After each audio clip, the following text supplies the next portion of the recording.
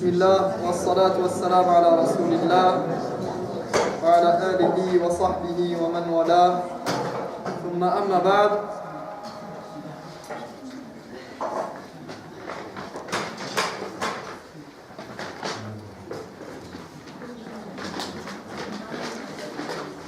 نواصل الكلام عن القلوب، وقد وصلنا إلى نهاية القلب المريض. Donc, on était arrivé au cœur malade, on avait traité le cœur malade, en tout cas traité le sujet.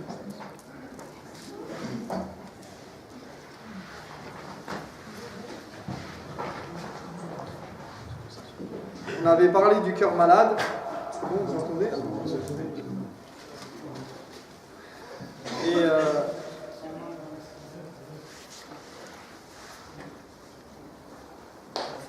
Et du cœur saint et du cœur mort.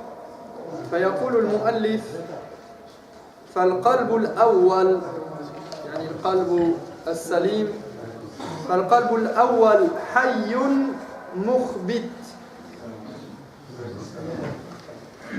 وللإخبات معاني كثيرة منها الذل والخشوع والخضوع والإنابة والعبادة. فقال إذن الأول القلب الأول حي مخبت، والثاني يابس ميت، والثالث مريض فإما إلى السلامة أدنى وإما إلى العطب أدنى. Donc il nous dit le premier cœur est donc vivant et sensible à l'adoration, plein d'entrain pour l'adoration. Il a cité une caractéristique, il dit qu'il est mukhbit. L'ikhbat, ça a plusieurs sens, et notamment l'idée d'humilité, de concentration, de recueillement, de repentir. C'est un cœur touché par le rappel. Il y a l'idée de soumission et d'adoration. Donc le premier cœur, il est vivant et sensible à l'adoration. Le deuxième, mort et asséché. Yabis, mayyit. Le deuxième cœur, il est complètement mort, complètement dépourvu de toute sensation. Et bien évidemment, on parle ici de ce qui concerne la lumière de la foi. وقد قال رجل للحسن يا أبا سعيد أشكو إليك قسوة قلبي قال أذبه بالذكر. أشكو إليك قسوة قلبي قال أذبه بالذكر. Un homme est venu voir Al-Hassan al-Basri, et il s'est plaint de la dureté de son cœur. Et Al-Hassan al-Basri lui a répondu: attendris-le par le rappel d'Allah. Attendris ton cœur en mentionnant Allah subhanahu wa ta'ala, en connaissant ton Seigneur, en te souvenant de ton Seigneur, en parlant de ses bienfaits, et en faisant que ta langue la yazalu lisanuka ratban bi dhikrillah. Comme le prophète sallallahu alayhi wa sallam l'a conseillé à quelqu'un qui est venu le voir et qui lui a dit: donne-moi quelque chose, donne-moi une parole, donne-moi un acte à faire qui me suffira dans l'islam et qui fera que il y a tout dedans. Et il lui a dit: fais que ta langue soit imbibée du rappel d'Allah, du rappel de Dieu, de la mention de ton Seigneur. Parle de ton Seigneur, mentionne ton Seigneur, fais des invocations, mentionne le nom de ton Seigneur par le dhikr. Fais que ta langue soit imbibée du rappel de ton Seigneur. Il ne lui a pas dit des choses très compliquées, très complexes à faire, comme nous, on a tendance à le faire parfois.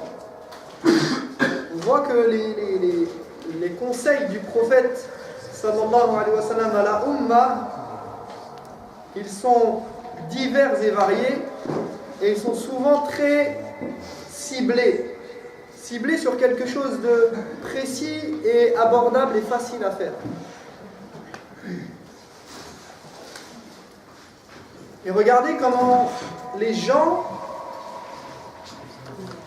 s'empressaient d'aller voir les médecins du cœur. Il va voir Al-Hassan al-Basri qui est un des grands savants de l'époque, en Irak notamment, à Basra, et il vient le voir et il lui dit: j'ai le cœur dur, aide-moi à réparer à corriger ce problème et à me guérir. Donc il va voir Tabib, il va voir le médecin, son médecin personnel, le médecin du cœur.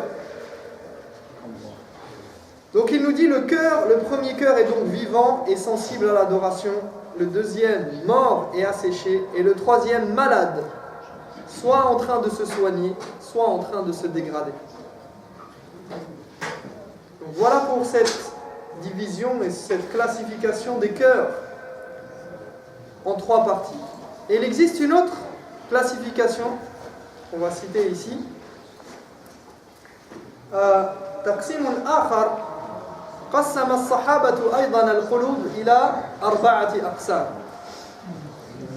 Les compagnons ont également divisé le cœur et ses états en 4 catégories. Et vous allez voir que ça ressemble à peu près à ce qu'on a dit, mais avec des petites peut-être nuances ou des précisions. On va retrouver le même genre d'idée.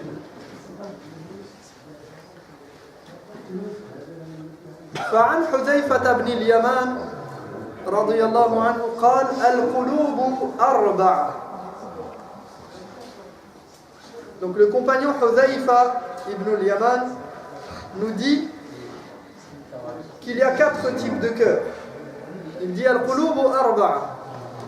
أولا قلب أجرد.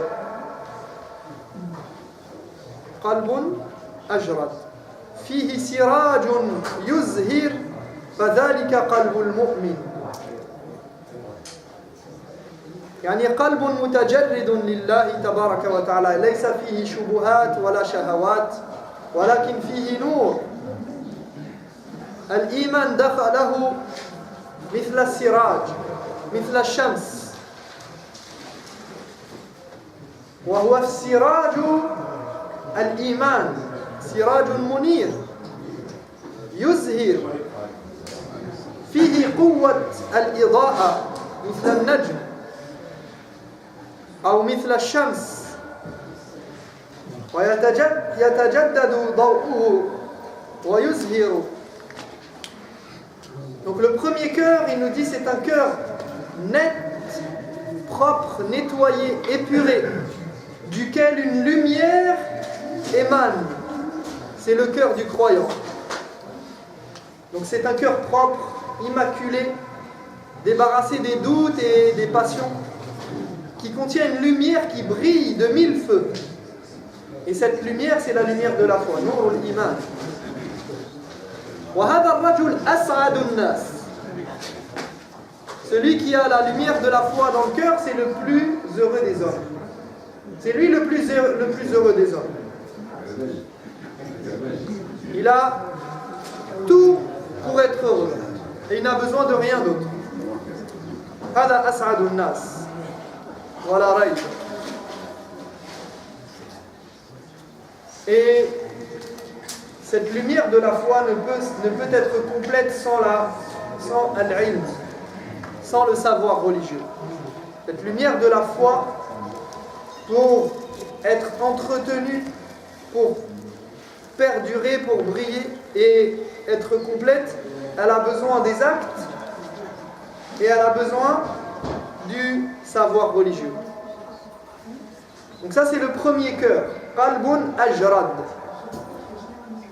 ثم قال قلب أغلف. قلب أغلف فذلك قلب الكافر. Ensuite il nous dit le cœur enfermé, verrouillé, et c'est le cœur du mécréant. يعني قلب مربوط مقفول مغلق فلا يدخله الإيمان وإنما هو مغلق على ما فيه من كفر لا يخرج منه الكفر ولا يدخله الإيمان. Donc il nous dit c'est un cœur fermé, fermé au bien, fermé à la foi. Et à l'origine, le kufr, la mécréance, c'est un voile qui vient obstruer la vérité et cacher la lumière de la foi. Elle empêche la lumière de la foi de pénétrer. De sorte que le cœur n'arrive pas à voir cette lumière. هذا هو الكفر. كفر بمعنى غطى في أصل اللغة. Donc le mot kufr, son origine, il tire son origine de l'idée de cacher, de couvrir, recouvrir. Et donc, ici, al-kufr qui désigne la mécréance, c'est l'idée que il y a un voile qui vient couvrir la vérité, qui vient cacher la lumière de la foi. Donc ce cœur, c'est un cœur fermé à la foi et la lumière n'arrive pas à pénétrer. وقالوا قلوبنا غلف هذا القلب أغلف. Comme dans le Coran, Allah subhanahu wa ta'ala parle des mécréants qui ont dit nos cœurs, disent-ils, sont inaccessibles à toute croyance. غلف. وهذا ما استعمله حذيفة رضي الله عنه. قلب أغلف. C'est un cœur fermé à toute croyance. ثالثا وقلب منكوس فذلك قلب المنافق عرف ثم أنكر وأبصر ثم عمي. Ensuite il nous dit le cœur renversé, mankous, c'est le cœur de l'hypocrite. Il a su la vérité mais a renié. Il a vu mais a préféré fermer les yeux. القلب المنكوس أي مكبوب مركوس كما قال تعالى فما لكم في المنافقين فئتين والله أركسهم بما كسبوا. Ce terme يعني مركوس أو منكوس ici c'est le sens de markous, c'est un cœur qui a refoulé sa vraie nature, comme Allah subhanahu wa ta'ala dit qu'avez-vous à vous diviser en deux clans à propos des hypocrites? Dieu ne les a-t-il pas refoulés dans le camp des impies pour prix de leurs agissements? Donc Allah dit, il utilise ce terme arkasahum, d'accord, il les a refoulés. Et donc c'est un cœur qui a été mis de côté et qui a refoulé sa vraie nature.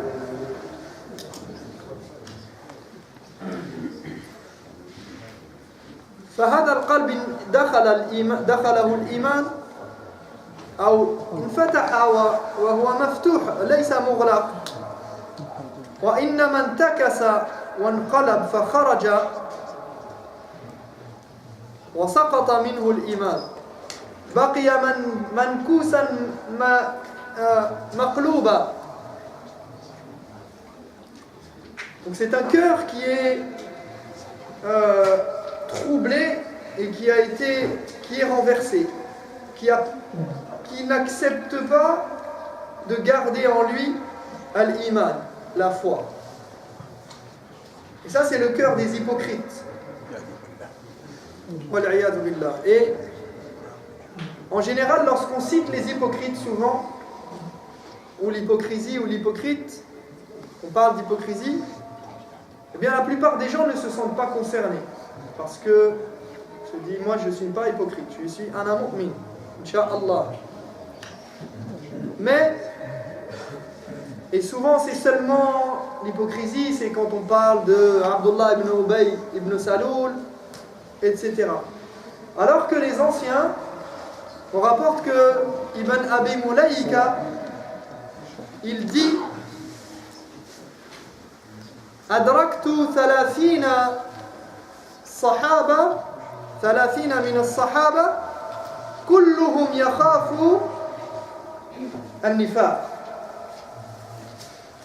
Ibn Abi Mulaika, il dit j'ai rencontré une trentaine de compagnons, tous craignaient d'être atteints d'hypocrisie. Tous, sans exception, craignaient être des hypocrites. Et Al-Hassan al-Basri a dit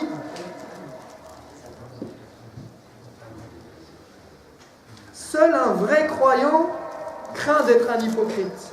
Et seul un hypocrite se sent à l'abri de l'hypocrisie. Le croyant, il a peur de l'hypocrisie. Il a peur d'être un hypocrite, de faire partie de ceux qui sont décrits, comme Allah le dit, fi qulubihim maradun, fazadahum Allahu marada. Wa minan nasi man yaqulu amanna billahi wa bil yawmil akhir wa ma hum bimu'minin. Parmi les gens, il y a des gens qui disent nous avons cru en Allah et au jour du jugement. Nous faisons le ramadan, nous faisons la prière. Et Allah nous dit, mais ce ne sont pas des vrais croyants. En apparence, en parole, oui.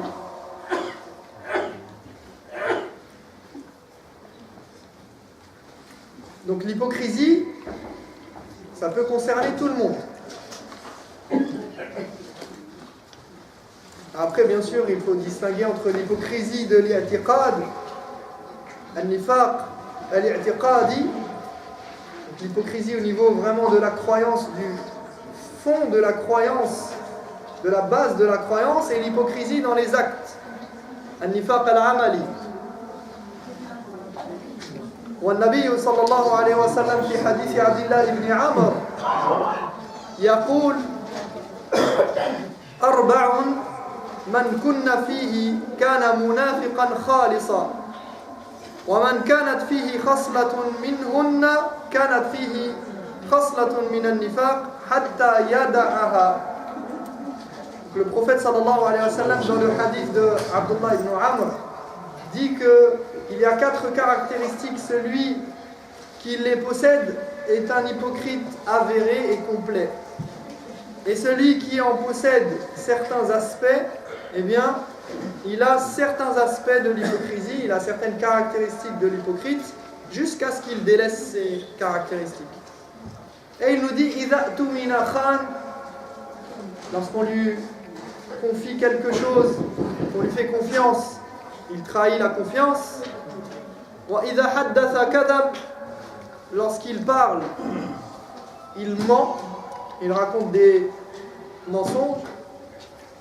وَإِذَا عَاهَدَ غَدَرَ, s'il prend l'engagement de faire quelque chose, il ne tient pas son engagement. وَإِذَا خَاصَمَ فَجَرَ, et lorsqu'il se dispute, il dépasse les bornes, il dépasse les limites et il devient vulgaire, il tient des propos très mauvais. On a aussi le hadith de Abu Huraira radiyallahu anhu qui dit Ayatul munafiqi thalath, idha haddatha kadhab wa idha wa'ada akhlaf wa idha tumina khan. Il dit 3 caractéristiques viennent décrire l'hypocrite. Il dit lorsqu'il parle, il ment, lorsqu'il promet, il ne tient pas sa promesse, et lorsqu'on lui confie quelque chose, il n'est pas loyal et il ne tient pas, il ne prend pas soin de ceux qu'on lui a confiés. ورابعا قال حذيفة رضي الله عنه وقلب تمده مادتان مادة إيمان ومادة نفاق فهو للغالب عليه منهما. Et quatrièmement, il nous dit le cœur mêlé de foi et d'hypocrisie. Et tout dépendra de celui des deux qui l'emportera. C'est l'un des deux qui va l'emporter. Et tantôt c'est la foi, tantôt c'est l'hypocrisie. Et en fonction de comment il travaille sur sa foi et son cœur, eh bien, c'est en fonction de cela que son cœur sera plus sensible à la foi ou fera plus montre d'hypocrisie. Donc avec ce passage, on a terminé l'étude de Ahwal al-Qulub. Et l'auteur ensuite va nous parler d'un sujet très très important. C'est comment le diable atteint nos cœurs. Madakhilu shaytan ila al-qalb. Comment le diable, par quel moyen, quelle voie passe-t-il pour atteindre nos cœurs? Et c'est un sujet primordial qui nous concerne tous et que chacun d'entre nous devrait connaître. Il faut vraiment porter notre attention sur ce sujet. Parce que Allah subhanahu wa ta'ala nous a demandé de considérer al-shaytan, le diable, comme notre ennemi. قال تعالى إن الشيطان لكم عدو فاتخذوه عدوا. Allah nous demande de le considérer comme notre ennemi, tel qu'il est pour nous, et il nous a montré la voie afin de nous permettre de nous protéger. Il nous dit Satan est pour vous un ennemi déclaré, un ennemi mortel. Traitez-le comme tel.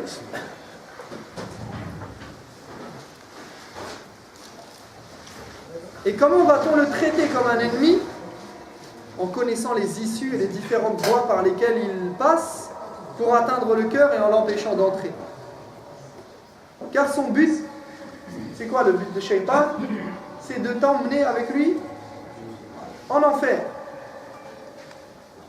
Donc, nous devons apprendre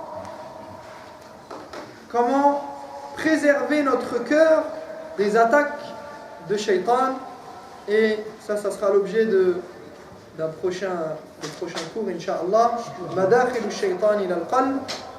ونسأل الله تبارك وتعالى أن يحفظنا وإياكم وأن يحفظنا من الشيطان وأن يحمي ويحفظ قلوبنا وأن يطهر ويزكي قلوبنا ونفوسنا إنه ولي ذلك والقادر عليه. سبحانك اللهم وبحمدك أشهد أن لا إله إلا أنت أستغفرك وأتوب إليك وجزاكم الله خيرا.